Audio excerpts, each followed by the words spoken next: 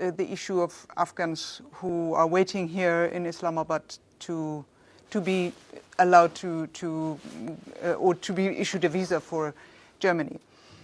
The German foreign minister said that he had a call with his colleague in Pakistan, and there was some kind of an understanding that the process could prolong until the end of the year. I think the word deportation is not the correct expression that needs to be used over here, because deportation is not the thing that's being actually done. You see, Pakistan has hosted millions of Afghan refugees over a period of more than 40 years. And we consider Afghanistan as our brotherly, neighborly Islamic country. Refugees that came from Afghanistan, because we need to understand the context of what's going on right now. So Pakistan hosted them willingly over decades. There was a foreign intervention in Afghanistan, Soviet Union, and then there was a long period of conflict of this internal civil war. So since Doha Agreement, there is no foreign forces over there, and there is an interim Afghan government. There is no civil war also going on. If you talk with the interim Afghan government, they claim that there is a lot of peace over there, and they claim that everything is hunky-dory. They claim their economy is very good and everything is great.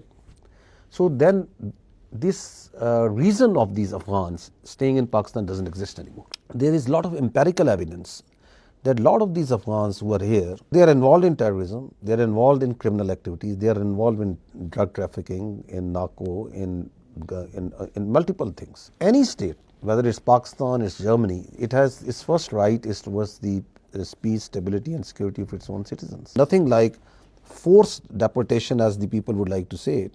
So the process has been going on for months and years now.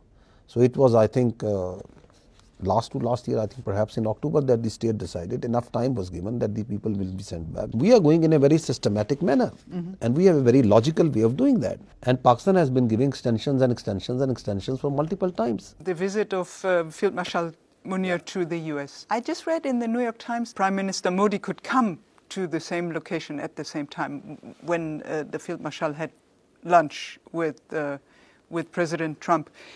Was Pakistan aware of this idea that the two could meet there? And if you were aware? As far as Pakistan is concerned, the important substantive part in the issue is that whether we would like to engage with the Indians or not. Pakistan believes that there's always that the issues needs resolution, and it's very important that the international players, especially players like USA, they must intervene and they need to come and resolve the issues like which are the enduring reasons of the conflict which is going on. Because on 10th of May, actually the only fire has ceased. It's ceasefire that happened. The conflict endures, whether it's the Kashmir issues, whether it is the state-sponsored terrorism of India, whether it is the rising extremism or the Hindutva mentality, irrationality that has gripped India. It is important for the international community, through its mediation, the Indians are made to realize that this sort of irrationality and this strategic arrogance, the path of the hubristic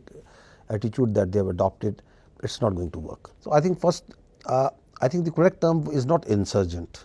It's terrorist. So there's no insurgency in Pakistan, whether it's in Balochistan or Khyber Pakhtunkhwa. It's pure terrorism. And we have no doubt in our minds in Pakistan that each and every incident of terrorism that happens in Pakistan, behind that is Indian support and its abetment. So we have absolutely no doubt in it. You talk about the evidence. So this is one dossier that was given in 2001. Then there's a dossier that was given in 2003 to United Nations. Then there is the arrest of the Kulbhushan Yadav. Then this is a serving Indian naval officer who was involved in terrorism inside Pakistan. I will bring it into 2025. So it's a continuous, it's happening. In 2005 again a dossier was given. So Pakistan has been giving all these dossiers, and each dossier is full of the evidence to the international community, and in Sharm el-Sheikh it was handed over to the Indian Prime Minister at that time also. I'll give you some numbers. Since January 2025, there have been 1,016 terrorists have been killed by Pakistan. We have suffered 762 shahadats, martyrs. Out of this, near to 300 are civilians. We have been carrying out, during this calendar year, we have carried out so far 47,900 intelligence-based operations. So this comes to approximately 190 intelligence-based operations per day. If you see this quantum of effort that is going on, and this terrorism, if it is only homegrown and home supported, it would have been over way back. Just by the amount of threat that is coming out to Pakistan, any sane mind can understand that this cannot go on without external support and sustained support. You kill 1,000 and still they are coming. So there is a base of operation because Coming from where? Afghanistan. So there is a base of operation that the Indians use. The base of operation is Afghanistan. The whole terrorism that is being done is being executed by the Indians over there. So Indians have a playbook of using terror as a tool of state. In Pakistan, their main two tools are this Fitna al-Hindustan aka DLA and this Fitna al-Khawarij aka TTP. This is on 25th April. An Indian-sponsored terrorist Abdul Majid was apprehended near Jhelum bus stand, and we had put it out in the media and everywhere and shared everywhere. And we discovered ID bombs, 2 mobile phones and cash from them. Now this person using these drones, we carried out his raid. We find an Indian drone from them, rupees, cash. There are hundreds of such examples where there is money transfers from serving Indian officers. They are transferring. They send drones with explosives, come to the Pakistani side, the terrorists take them up, plant them, send the pictures of the incident, of the people killed. There are telephone calls, there are audio calls in which there are instructions given. I understand. Yeah. But it seems to me from what I have heard, and also there is no public statement from any Western partner who have endorsed your claim. There are two reasons. One is that we must acknowledge that Indians have a much bigger information and disinformation machinery at their disposal. If you watch the Indian media also carefully, you will see that blatant lies, and they live with that, and they are, of course, and you saw in the Marca. The effort that the West needs to take, they have to then accept the reality that yes, India is a state-sponsored terrorist state, and at the same time you have those economic relations, and you have that notion of the West as a notion of the net security provider. So there are some other roles that some other lens from which the West needs to looks towards the Indias. On the other hand, of course, there are claims that Pakistan is supporting terror. So that is part of that. That is part of that Indian disinformation campaign.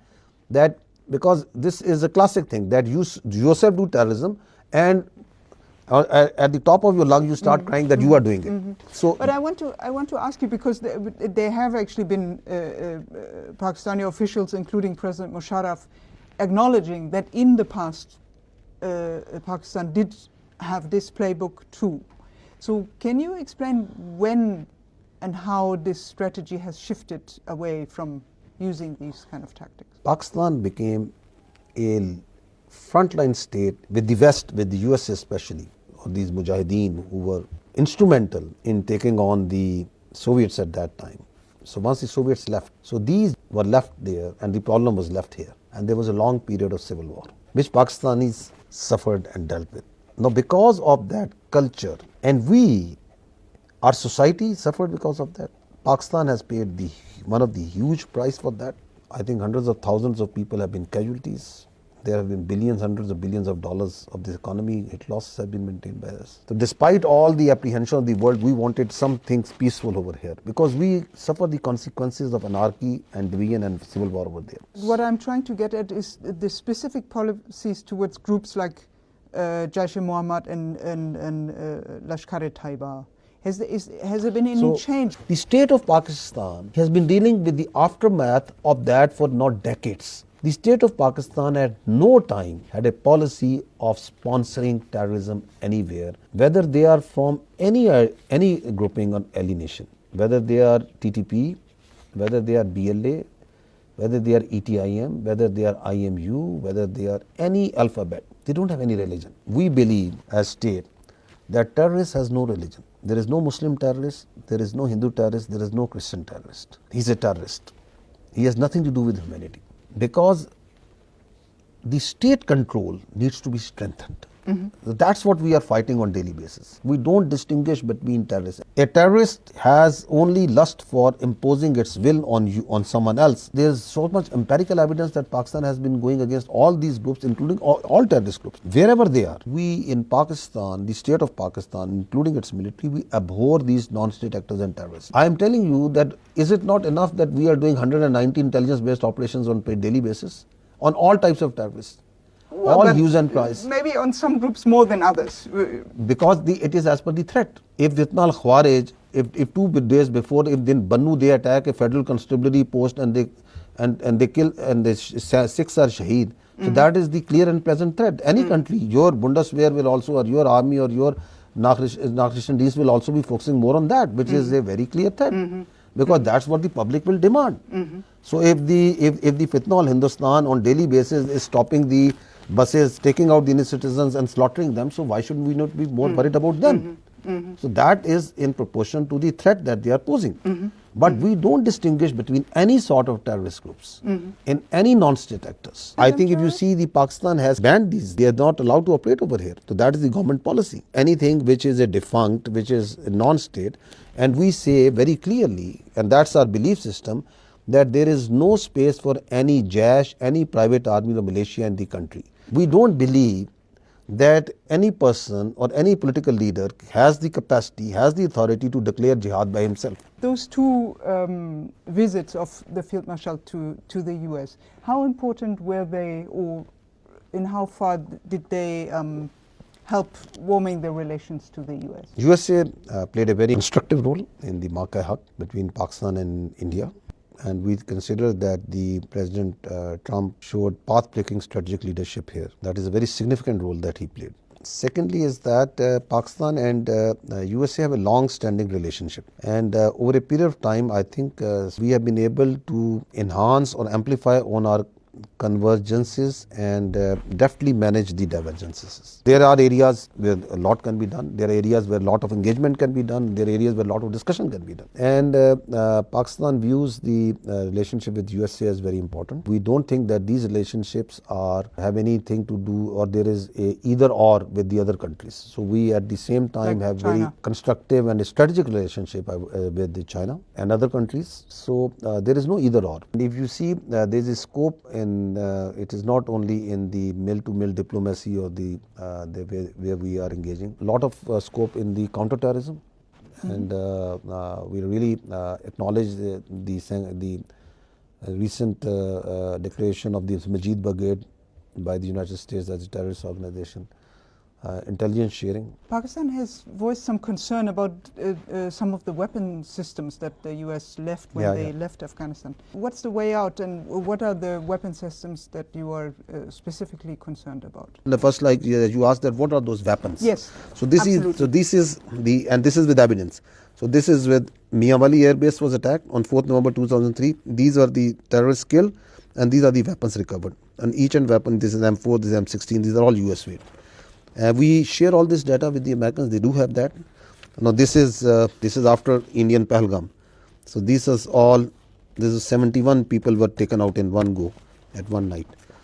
So these are those weapons. The amount that the weapons they have left is huge, and this is given in, I think, a SIGAR report. And this is itself the SIGAR report, which says that after withdrawal of the United States and NATO forces, more than $7.2 billion worth of US equipment has been left. It is 4,27,300 small weapons, part of which you are seeing here.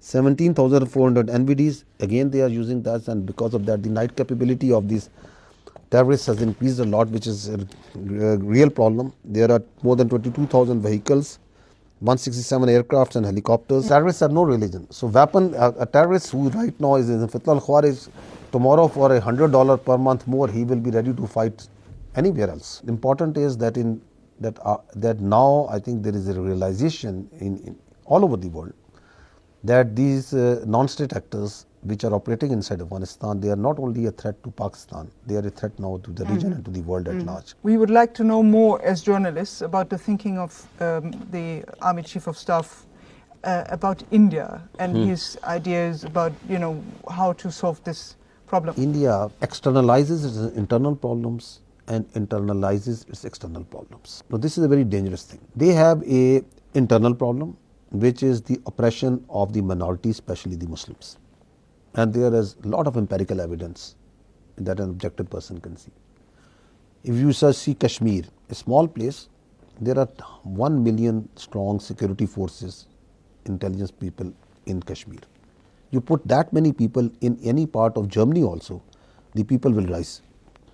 And this is there for decades. Any house, any day can be searched any time. Houses are bulldozed on small reports. So they have that internal issue. And you blatantly and blanketly say that all of this is Pakistan is sponsoring this terrorism. So you have an internal problem that you are externalizing it. You say that any terrorist act that happens in India, and we will go for Sindoor 2.0. So you are giving a blank check to all your police departments, intelligence agencies, we know what to do. And then you have an external problem like Kashmir. It's an internationally recognized dispute. It is on the UNSC resolution who have asked, and we abide by it and we advocate that let there be a plebiscite, let the people of the both sides of Kashmir decide that what side they want as per the agreement that was made in the United Nations. And you say no, it's a bilateral issue and it's an internal issue. No, it's not an internal issue. Now couple with it the rising extremism and Hindutvaization of the Indian society and politics. They have Hindutvaized their military. Where was the Indian army chief immediately after Marke-Haq? He was going to some shrines and putting on saffrons and asking for blessings of the goddess that for the Sindoor too. So well, I guess your chief of army staff also went and prayed, right? We pray, all of us pray 5 times a day. But we don't go and we don't dramatize it. I want to ask a last question about Balochistan. Do you feel that the grievances that do exist are properly addressed? Balochistan is 44% of Pakistan. It's a very large area. Pakistan, if population is 250 million, the population of Balochistan is about 15 million. So let's talk in facts. Out of those 15 million, as per the last census, I can say that about 30 to 40%, maybe 40%, maybe one son gets 30%, I don't have the exact figures. They don't live inside Balochistan. Because once the census happens... They don't live where? Inside Balochistan. Because when census happens, if I am a Baloch and I am living in Islamabad, I'll get myself counted as Baloch in Balochistan. Because that is my permanent address, this is my temporary address. So about 10 million people actually live in whole of Balochistan, so in 44% of Pakistan. Out of these 10 million, more than 30%, I think about 34% are not Baloch, they are Pakhtun. About 30% are Brahmi. And then there are settlers, there are Hazaras. So first see that how many Baloch are we talking about. Then more Baloch live in southern Punjab, who are ethnic Baloch, and in northern Sindh. Balochistan is part of Pakistan, will always remain part of Pakistan. It is very integrated with Pakistan. If you talk about missing person, okay, there are people who say that they are missing persons, okay. There are people who are part of this BLA, this Fitna Hindustan, they give me the list of those people, they are all the missing. They take their posters, we kill these terrorists and we say, okay, this is the same man that was in the missing person list. Why was he missing? He was in Afghanistan, he was somewhere in India, somewhere getting training, where was he? So the government what did was, instead of talking in this rhetoric, they did in 2013 or 12, what they did is they made a commission on enforced disappearances. And they made a Supreme Court justice and they independent of all the administration. It has got provincial commissions, it has got a district level commission. And the first thing that they asked is, okay, if they are missing, that person must be having a name, a father name, a CNIC card, a place of address. That's why he's missing. So the people who are saying there are tens of thousands of missing, we said, okay, if there are 50,000 missing, bring those missing in front of us. Half of these missing persons are those who are part of the BLA, who are terrorists, and this keeps on happening. So the Commission of Inquiry since 2011 has reviewed 10,405 missing person cases with 8,144 resolved. 2,261 still are under investigation. Between 2005 to 22, the charitable organizations in Karachi only have recovered 35,980 unclaimed dead bodies. So that figure also is counted. And there are currently 28,000 Pakistanis who are confined in foreign jails also, as per the Ministry of Foreign Affairs. Now missing persons out of this in Balochistan, if you see the total cases that were brought in case of Balochistan in front of the Commission were 2,911, out of which 2,459 have been resolved and tracked. So the only balance is 452 persons.